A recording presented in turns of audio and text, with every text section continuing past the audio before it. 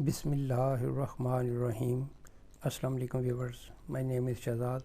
اور ویورز، آج ہم اپنے جنرل نالج کی سیریز معلومات عامہ کا لیسن نمبر 6 سٹارٹ کر رہے ہیں، جو کہ ہر قسم کے مقابلوں کے امتحانات کے لیے موزوں ترین سیریز ہے۔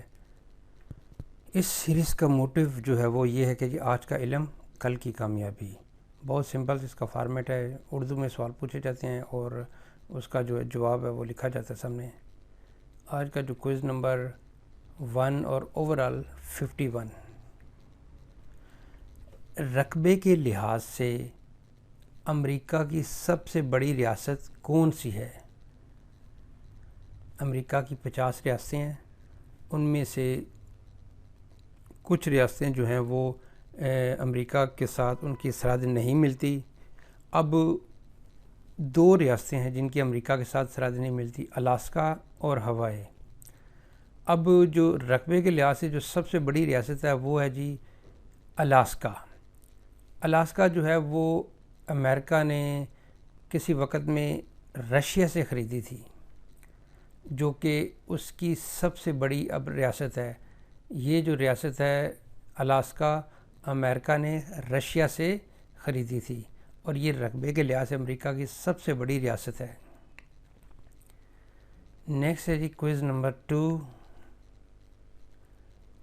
مغل بادشاہ اکبر کے والد کا کیا نام تھا؟ اب پہلا بادشاہ تھا بابر بادشاہ، دوسرا تھا ہمایوں، تیسرا تھا اکبر۔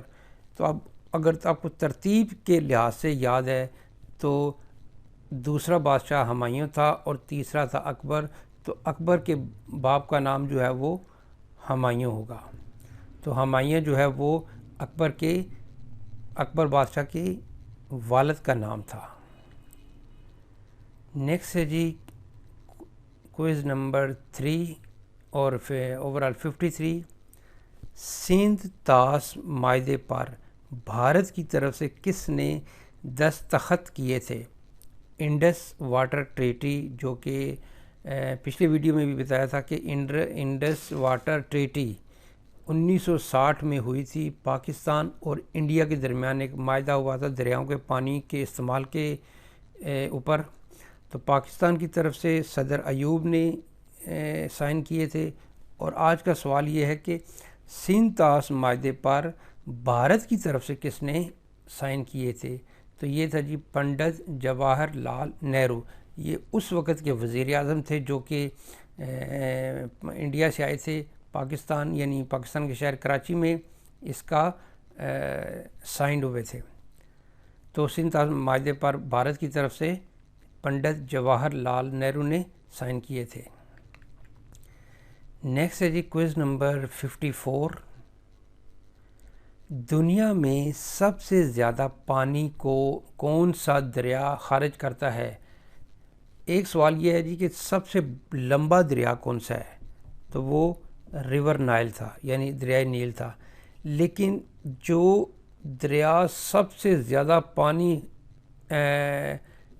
خارج کرتا ہے، ڈرینیج آؤٹ کرتا ہے، یعنی جس میں زیادہ پانی کی مقدار ہوتی ہے، تو وہ جو ہے جی ایمیزون، ریور ایمیزون جو ہے یہ دنیا کا سب سے بڑا دریا ہے بلحاظ والیوم۔ لمبا دریا ہونا اور بات ہے، وہ پانی کی مقدار اس میں تھوڑی بھی ہو سکتی ہے، لیکن پانی کی مقدار کے لحاظ سے اگر دریا کی بات کی جائے تو وہ ایمیزون ہے۔ ایمیزون جو ہے وہ دنیا کا سب سے پانی کے لحاظ سے، پانی کی مقدار کے لحاظ سے، والیوم کے لحاظ سے سب سے بڑا دریا ہے، جو کہ اٹلانٹک میں جو ہے وہ جا کے اس کا جو ہے اینڈ ہوتا ہے، گرتا ہے۔ تو یہ ہے جی کوئز نمبر 54۔ آگے ہے جی کوئز نمبر 55، آزادی کے بعد پاکستان میں بننے والی پہلی فلم کون سی تھی؟ یعنی جب آزادی مل گئی تو اس کے بعد پاکستان میں بننے والی جون سی بھی ہو، چاہے وہ بلیک اینڈ وائٹ ہے چاہے وہ رنگین ہے، تو فلم کون سی تھی؟ تو وہ تھی جی تیری یاد۔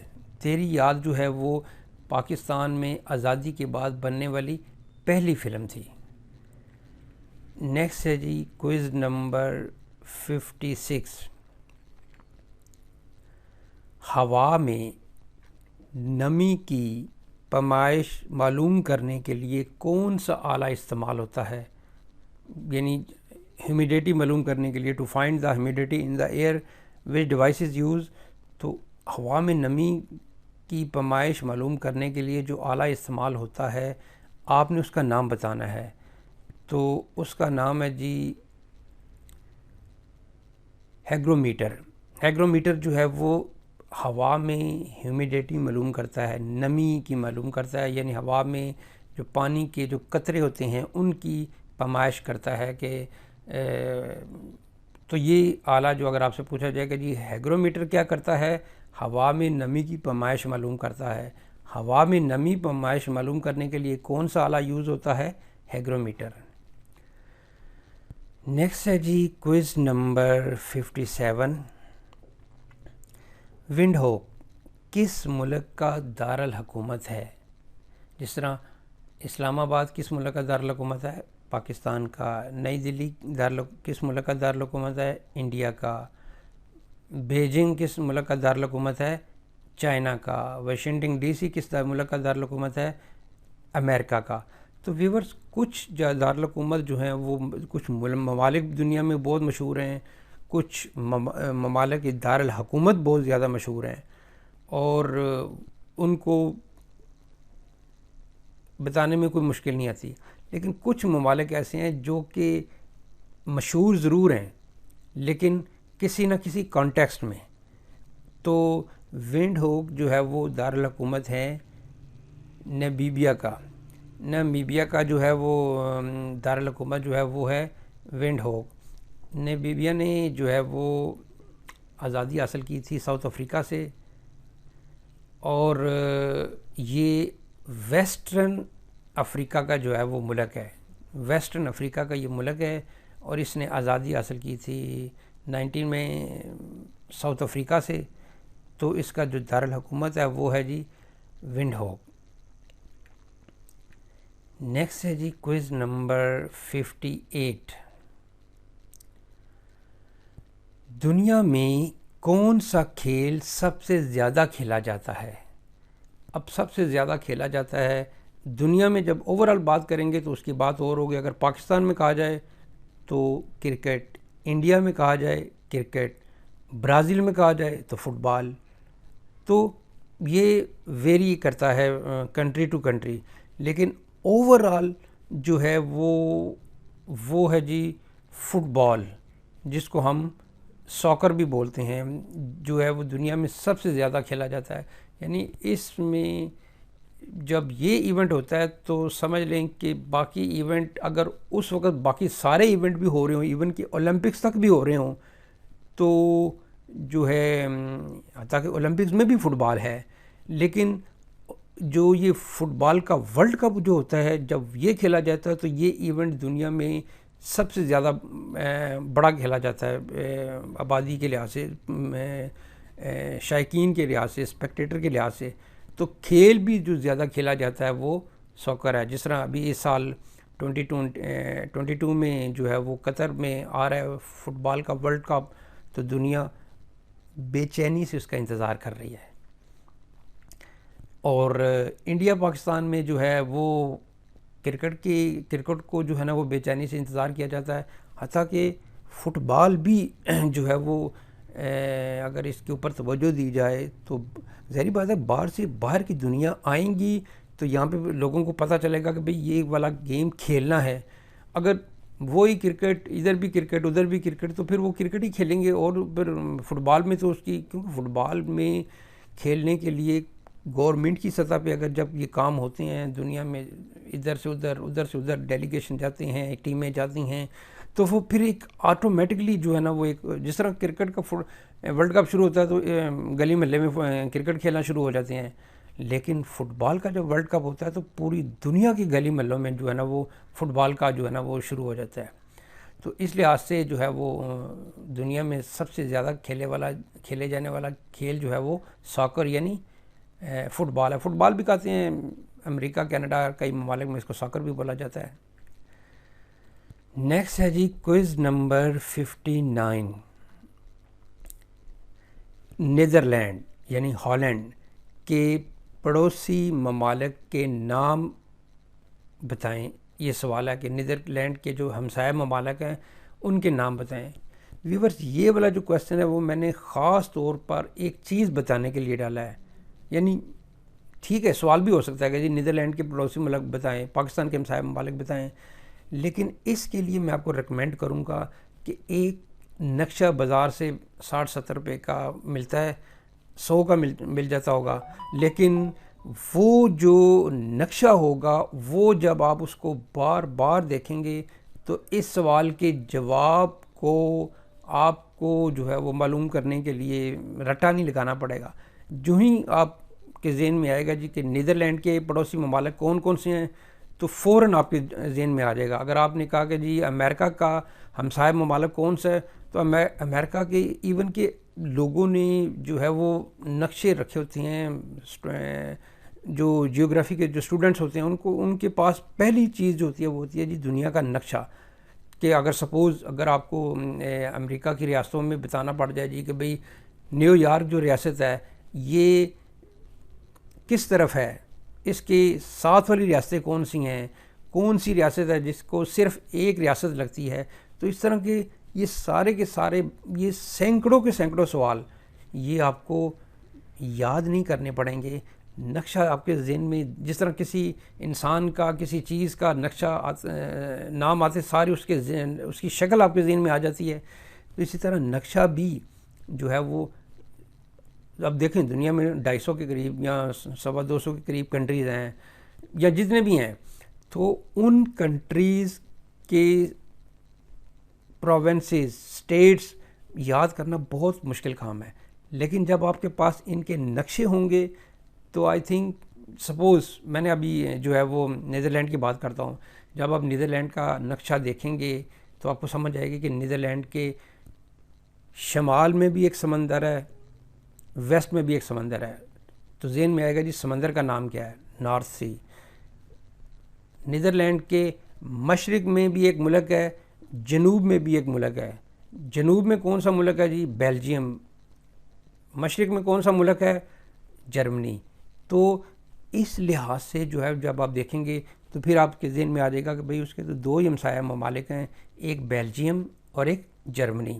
تو یہ نقشہ جب آپ کے سامنے ہوگا تو پھر یاد کرنے کی ضرورت نہیں پڑے گی ذہن میں, کیونکہ جنرل نالج میں آپ دیکھیں یہاں پہ تو ابھی جنرل نالج 59 ہوئے ہیں. سپوز آپ یہ سمجھیں کہ یہ جنرل نالج کی تعداد 1 لاکھ تک پہنچ چکی ہے, تو اس کا مطلب یہ تو نہیں کہ آپ نے 1 لاکھ جنرل نالج کو یاد کرنا ہے. جنرل نالج کو یاد کرنا تو ہے ہی کام نہیں نا.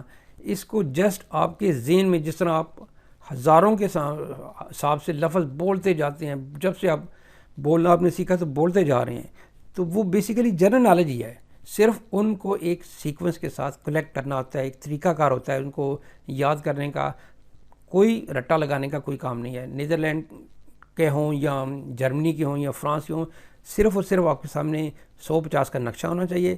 وہ نقشہ دیکھنے کے ساتھ آپ کو ان کے پرچم بھی ذہن میں آ جائیں گے, ان کے نقشے بھی آ جائیں گے, ان کی ساری کی ساری جیوگرافی بھی آ جائے گی, ان کے کون سے ایریاز میں, اور یہاں سے یہ ساری جنرل نالج کے سوال ڈیولپ ہوتے ہیں. تو یہ سوال تھا جی نیدرلینڈ کے پڑوسی ممالک کے نام کون کون سے ہیں, بیلجیم اور جرمنی. نیکسٹ ہے جی کوئز نمبر 60 اور آج کی ایپیسوڈ کا لاسٹ. بھارتی ریاست اتر پردیش کے دارالحکومت کا نام کیا ہے؟ سیم وہی نقشہ آپ کے سامنے ہوگا, ریاستوں کے سارے ریاستوں کے نقشے آپ کے سامنے ہوں گے. اتر پردیش جو ہے وہ ناردرن انڈیا میں ہے, آپ کو وہاں سے پتہ چل جائے گا کہ بھئی اس ریاست کے دارالحکومت کا نام جو ہے وہ لکھنؤ ہے. لکھنؤ, اب کوئی چیزیں جو مشہور ہیں, یعنی انڈیا کی اگر جو ساری کی ساری ریاستیں کوئی بات کی جائے تو ان میں ہر دوسرے تیسرے بندے کے ذہن میں سب سے پہلے جو ریاست آئے گی وہ آئے گی اتر پردیش, کیونکہ یو پی اس کا ایبریویشن ہے. اور یعنی سمجھ لیں کیونکہ یہ رقبے کے لحاظ سے تو یہ تیسرے نمبر پہ ہوگی, لیکن یا آئی تھنک اس وقت میں غلطی بھی ہوں, آبادی کے لحاظ سے پہلے نمبر پہ ہے اور رقبے کے لحاظ سے بھی پہلے 4-5 ریاستوں میں ہے. تو اس لحاظ سے بھی جو ہیں وہ جب آبادی کے لحاظ سے جو سب سے آگے ہے تو پھر وہ سب سے زیادہ جو لوگ ہوں گے وہ اتر پردیش کے ہوں گے. تو مختلف قسم کے جو ہے نا وہ فنامنا جو ہے نا وہ ذہن میں آتے ہیں, یاد کیے جاتے ہیں کسی چیز کو یاد کرنے میں. تو کچھ چیزیں جو ہیں وہ آٹومیٹکلی اخبارات کے ذریعے, ٹیلی ویژن کے ذریعے, ریڈیو کے ذریعے, انٹرنیٹ کے ذریعے, یعنی سوشل میڈیا کے ذریعے آپ کو وہ چیزیں سامنے آ جاتی ہیں, تو وہ پھر یاد ہوتے ہوتے خود بخود یاد ہو جاتی ہیں. تو اسی طرح بھارتی ریاست اتر پردیش کے دارالحکومت کا نام کیا ہے؟ یہ جی آپ کو سب کو پتہ ہوگا, لکھنؤ ہے. اسی طرح سپوز اگر بھارتی ریاست پنجاب کا نام لیا جائے تو جو ہی پنجاب کا نام لیں گے تو آپ کے ذہن میں اسی وقت ہریانہ کا بھی نام آ جائے گا, کیونکہ پنجاب کا بھی دارالحکومت جو ہے وہ بھارتی ریاست میں جو پنجاب ہے اس کا بھی چندی گڑھ ہے, ریاست جو ہے ہریانہ اس کا بھی کیپٹل جو ہے وہ چندی گڑھ ہے. تو اس طرح کچھ چیزیں کرتے کرتے پڑھتے یہ ساری چیزیں آپ کے ذہن میں آ جاتی ہیں.